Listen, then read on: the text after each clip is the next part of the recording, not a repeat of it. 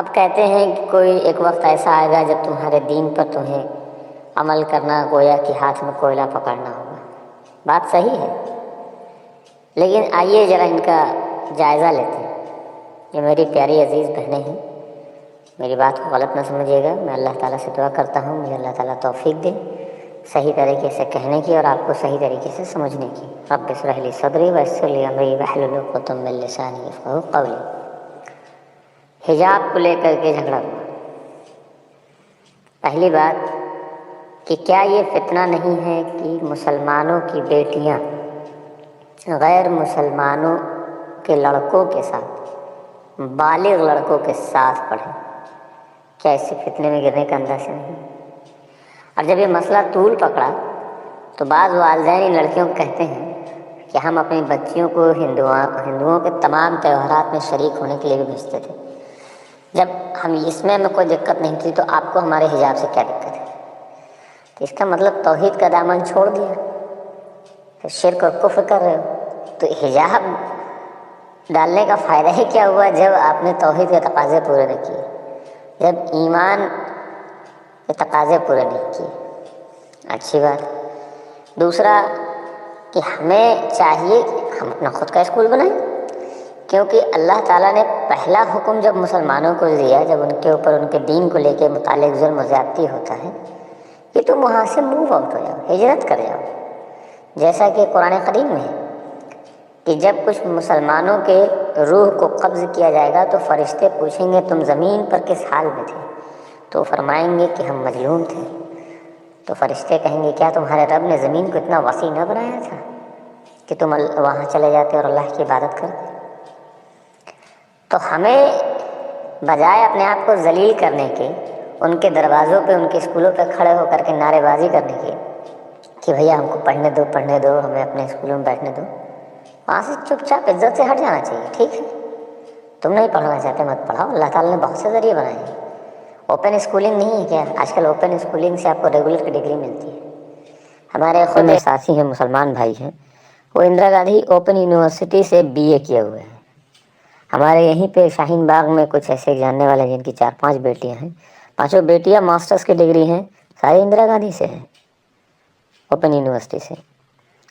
اور ان سے پوچھا گیا کہ آپ نے ایسا کیوں نہیں کیا، آپ کے پاس تو جامعہ ملیہ اسلامیہ بالکل قریب میں، تو کہتے نہیں، ہم اپنے بچوں کو فتنہ میں نہیں ڈالنا چاہتے ہیں، علم حاصل کرنے کے لیے ہم پورے قائل ہیں، وہ ہمیں مل رہا ہے، ہم خود امتحان دلاتے ہیں، اچھے نمبر سے پاس ہوتی ہیں اور کسی سے کم نہیں ہے، چاہے وہ اخلاقی معیار ہو چاہے علم کا معیار ہو۔ اب یہ کہتے ہیں کہ جنہوں نے تمہارے دینوں کے لیے مارا، تمہیں تمہارے گھر سے نکالا، مجھے بتائیے کس کو گھر سے نکالا گیا ہے؟ اس میں تو یہ واضح جملہ ہے کہ تمہارے دین پہ چلنے کی وجہ سے تمہارے گھروں سے نکالا گیا، اسکول سے نکالا گیا، گھر سے نہیں نکالا گیا۔ اور یہ معاملہ اب طول پکڑ چکا ہے، جس کو سیاسی رنگ دے دیا، کسی نے 5 لاکھ کا انعام گھوشت کر دیا، کسی نے اللہ اکبر کے نام پہ اس کو سمبل بنا لیا۔ جیسے جماعت اسلامی والے، ادھر سے بجرنگ دل، VHP، RSS، دیگر تنظیمیں، سب اس میں جو ہے چیچا لیدری، سب اپنی اپنی بوٹیاں، یہاں تک کہ وہ بد اخلاق عورت، بد کردار عورت رانا ایوب بھی حجاب پہن رہی ہیں، کہاں وہ ننگی پنگی کپڑے پہن کے گھومتے تھے۔ تو اب یہ معاملہ ایسا نہیں رہا ہے کہ وہ ایک دین کا مسئلہ ہو گیا ہے، تو اس لیے بہت سمجھداری کے ساتھ، صبر کے ساتھ بڑھنا ہے۔ اور فتنے کے متعلق نبی کریم صلی اللہ علیہ وسلم کی حدیث ہے کہ جب فتنہ آتا ہے تو چلنے والا شخص دوڑنے والے سے بہتر ہے، کھڑا شخص چلنے والے سے بہتر ہے، بیٹھا ہوا شخص کھڑے سے بہتر ہے، لیٹا ہوا شخص جو بیٹھا ہے اس سے بہتر ہے۔ تو فتنے کے وقت میں ہمیں گھروں میں رہنا چاہیے، اور میں اللہ رب العالمین سے دعا کرتا ہوں کہ میری بہنیں، بچیوں، ماؤں کی حفاظت کریں۔ ایک بھی بچی کے ساتھ ان ظالموں نے، ان موب نے، جو بجرنگ دل والے ہیں، اگر زیادتی کر دی تو ہمارے لیے ایک باعث شرم ہوگا، اور ہمارے لیے شرمناک ہوگا۔ تو ہمیں سب سے پہلے ان کی حفاظت کے تقاضے دیکھنے ہیں، ان کی حفاظت کی کوشش کرنی ہے کہ وہ محفوظ رہیں۔ دوسرا معاملہ کورٹ میں ہے، کورٹ اس پر فیصلہ جو دے گا اس کے تحت چلنا ہوگا، اور وہاں پر ابھی تک معاملہ پازیٹیو ہی ڈائریکشن میں جا رہا ہے۔